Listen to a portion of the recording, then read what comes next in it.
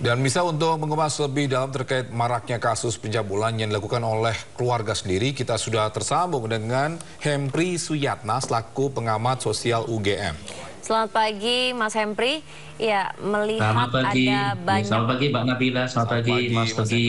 Ya, Mas, ini terkait dengan ada banyaknya fenomena pencabulan yang juga dilakukan oleh keluarga. Nah, ini sebenarnya seperti apa tanggapan terkait kasus pencabulan? Iya, masih. Jadi kalau kita melihat berbagai tadi kejadian kasus yang muncul, kita melihat memang ini sebuah ironi ya. Saya kira keluarga yang sebenarnya secara ideal menjadi sebuah tempat fungsi untuk persemaian pendidikan dan juga tempat persemaian untuk karakter anak-anak, justru menjadi arena untuk pencabulan anak-anak. Ini saya kira justru hal yang saya kira sangat ironis sekali. Nah, untuk kemudian mendiagnosis hal tersebut, saya kira memang kita harus punya beberapa aspek ya dengan melakukan analisis multivariat. Apakah memang ini karena kondisi ekonomi keluarga, sehingga tadi misalnya mereka tinggal satu rumah yang kemudian di situ ada anak, ayah dan juga paman-pamannya, hanya ini juga perlu kita telusuri. Ataukah kemudian itu juga disebabkan karena faktor psikologis? Nah, ini yang saya kira juga harus diperhatikan di dalam konteks ini. Ataukah itu juga bisa dipengaruhi oleh faktor misalnya sosiologis ya? Misalnya bagaimana kemudian pengaruh-pengaruh lingkungan pergaulan mengakibatkan kemudian proses-proses pencabulan terkait dengan anak ini malah terjadi dalam satu lingkup keluarga. Ini tentunya menjadi sebuah tantangan, menjadi sebuah ironi, paradoks dari sebuah keluarga yang kita harapkan mampu menjadi tempat persemaian justru kemudian menjadi sebuah tempat tadi pencabulan ya di dalam keluarga. Dan kita harus lihat hal ini dari sisi perspektif individu maupun juga dari sisi perspektif sistem. Artinya apakah memang karena individu-individu tersebut ataukah karena memang sistem di keluarga itu yang sudah mengalami sebuah disorganisasi sosial. Ya, Mas Hempri, apakah mungkin juga selain faktor ekonomi, apakah mungkin terkait juga faktor sosial media juga yang akhirnya ini bisa terjadi? Tapi apa yang bisa membuat atau membuat mereka ini kan darah daging sendiri ya, yang mereka lakukan ini terhadap anak gadis 13 tahun ini, dan bagaimana dampak psikologisnya nantinya? Iya, betul. Jadi memang seperti saya sampaikan, Pak, ini adalah ada banyak hal. Jadi tidak hanya soal ekonomi, tapi dari sosial. Sosial saya kira juga termasuk tadi pengaruh-pengaruh media sosial yang saya kira ini justru kemudian itu menjadi marak dan sebagainya, atau fungsi-fungsi disorganisasi keluarga tersebut ya, terkait dengan harmonis keluarga dan sebagainya. Ini saya kira juga punya dampak terkait atau faktor yang menyebabkan terjadinya hal tersebut. Dan ini tentunya memang betul, artinya punya dampak-dampak tidak hanya sekedar soal dampak psikologis bagi perkembangan diri anak, tapi kemudian bagaimana kemudian dampak-dampak sosial ya, bagaimana kemudian stigmatisasi dan sebagainya, itu kan hal yang paling mengerikan ya di dalam kemudian kasus-kasus seperti ini. Jadi akhirnya terstigmatisasi, ini anak korban pencabulan, ini anak korban misalnya pemerkosaan dan sebagainya, yang stigmatisasi atau perspektif labeling ini yang kadang-kadang akhirnya menyebabkan kemudian ya tadi saya kira akan sangat menghambat proses psikologis, proses tumbuh kembang anak untuk kemudian mereka mampu menjalani kehidupan mereka dengan normal. Ini saya kira hal yang memang harus kemudian dipecahkan, hal yang harus diperangi. Bagaimana kemudian mengembalikan peran keluarga itu menjadi sebuah tempat untuk persemaian, tempat untuk pendidikan karakter anak. Nah, ini yang saya kira fungsi-fungsi kontrol masyarakat.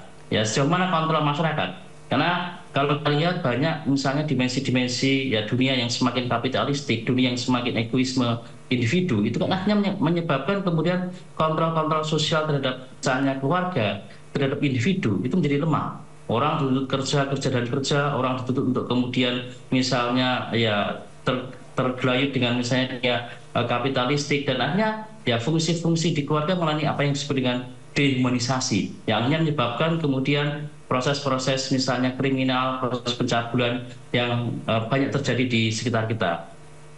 Mas Hempri, kalau Mas Hempri sendiri melihatnya fenomena ini apakah memang dari tahun ke tahunnya ini meningkat dan memang kondisi sosial di masyarakat kita ya sudah seperti ini begitu nyatanya, yang memang tidak ada lagi atau kurang egoisnya itu semakin tinggi, individualitasnya semakin tinggi sehingga tidak lagi ada nilai-nilai sosial yang kemudian dijaga.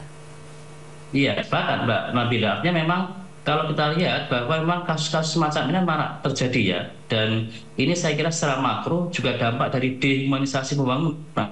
Ya, pembangunan selalu hanya kemudian mementingkan misalnya soal-soal nilai-nilai uang, nilai-nilai ekonomi, tapi kemudian lupa bahwa ada nilai-nilai sosial yang itu sebenarnya digarap melalui sebuah proses pembangunan. Ini yang sebenarnya harus kita tekankan, bahwa membangun karakter, mengalokasikan anggaran yang lebih untuk penguatan karakter masyarakat sejak dini, saya kira itu menjadi penting. Nah, selama ini yang terjadi kan ya tadi, proses-proses keberhasilan pembangunan selalu diukur dengan bagaimana kemudian tingkat pendapatan di daerah, tingkat pertumbuhan ekonomi daerah dan sebagainya. Tetapi bagaimana kemudian internalisasi nilai-nilai sosial ini yang kadang-kala akhirnya lupa. Ini yang kita sebut sebuah dehumanisasi pembangunan yang saya kira semakin marak terjadi di negara kita ini.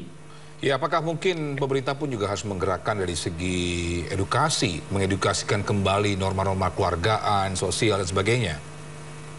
Betul, artinya memang kalau kita menyelesaikan itu, memang harus kita lihat dari sisi individual blame approach dan juga sistem blame approach. Artinya pendekatan dari sisi individu dan juga pendekatan dari sisi sistem.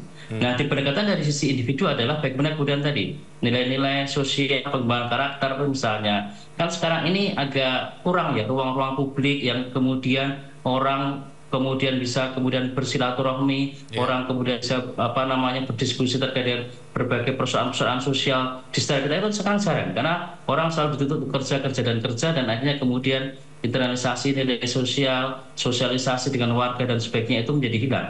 Tiap hari kalau kita lihat sejak kecil anak-anak selalu terbiasa dengan kehidupan gadget, tapi kemudian lupa dengan arena-arena publik, bagaimana kemudian mereka berinteraksi dengan sosial dan sebagainya. Nah, saya kira itu penting soal bagaimana kemudian kita mendorong fungsi-fungsi sosialisasi, internalisasi nilai-nilai sosial, karakter dan sebagainya dalam konteks kemudian mendorong bagaimana kemudian keluarga bisa tetap baik, kemudian hidup sosial bisa berjalan dengan normal. Nah, satu sisi lain memang betul tadi adalah soal sistem blame approach. Ya, bagaimana kemudian tadi saya katakan ini adalah fungsi bagaimana peran pemerintah untuk kemudian tadi sudahkah misalnya pemerintah menyediakan ruang-ruang pelayanan publik yang kemudian bisa menjadi arena-arena bermain dan berinteraksi untuk anak-anak atau mungkin juga untuk orang tua misalnya.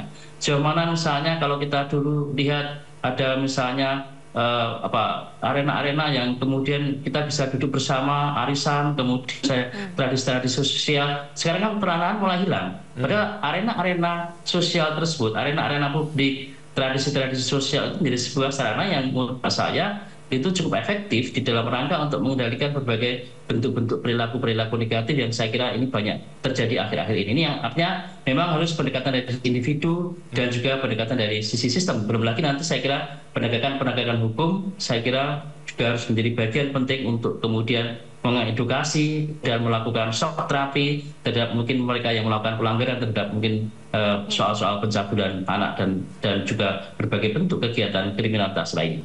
Baik, Mas Hempri, sepertinya memang ini bukan hanya tanggung jawab dari pemerintah saja atau dari masyarakat saja, tapi harus gerakan kolektif begitu ya untuk menjaga masyarakat kita untuk lebih menjaga sosial sehingga tidak terjadi dehumanisasi ini tadi ya. Orang sudah kurang peka, sudah tidak peka terhadap humanisme begitu ya, sosialnya sangat jadi menurun begitu. Nah, Mas, apa yang bisa dilakukan sebenarnya oleh masyarakat? Mungkin kalau pemerintah memang dari sisi kebijakan dan sistem, apabila dari masyarakat biasa gitu, apa yang bisa dilakukan untuk kita tidak masuk ke dehumanisasi tadi? Iya, saya kira dari sisi lingkup terkecil ya, di level masyarakat, di lingkup RT, RW, saya kira menjadi penting untuk melakukan kontrol sosial. Nah, ini yang saya kira bisa dari sisi pendekatan-pendekatan agama, pendekatan-pendekatan tadi, ada arena-arena besar yang mereka bisa kumpul, misalnya entah itu seminggu sekali atau paling nggak misalnya ada rapat-rapat misalnya di level kecilnya, rapat RT atau rapat RW sekali. Saya kira itu juga menjadi arena-arena penting loh. Artinya menurut hemat saya di kontrol sosial itu selain ada norma nilai lokal yang ada di masyarakat, ya masyarakat harus kemudian menghidupkan arena-arena publik yang kemudian masyarakat itu bisa saling berinteraksi sehingga ketika ada satu persoalan itu bisa kemudian cepat diantisipasi. Nah, ini yang hemat saya kegiatan-kegiatan sosial ini kadang-kadang agak turun ya, kadang-kadang hanya kumpul ketika setahun sekali, ketika Lebaran, ketika 17 Agustus, tapi arena-arena yang misalnya mereka berinteraksi itu sangat sangat jarang sekali. Ini fungsi kontrol masyarakat saya kira menjadi penting untuk itu. Ini yang hemat saya mungkin harus didorong menguatkan revitalisasi institusi-institusi sosial di level RT, di level RW untuk melakukan jaga warga atau untuk melakukan kontrol itu saya kira menjadi penting untuk mengantisipasi berbagai persoalan-persoalan yang ada di dalam masyarakat. Ya, Mas Henry, mungkin saya pengen ke korban ini ya, pencabulan ini ya, terkait dengan anak ini kan masih dalam tahap growing ya, bertumbuh ya. Dan bagaimana untuk mengatasi trauma atau proses pemulihan ke depannya? Karena kan tidak mudah juga. Pasti apalagi korban itu terdakwanya ini adalah keluarga sendiri.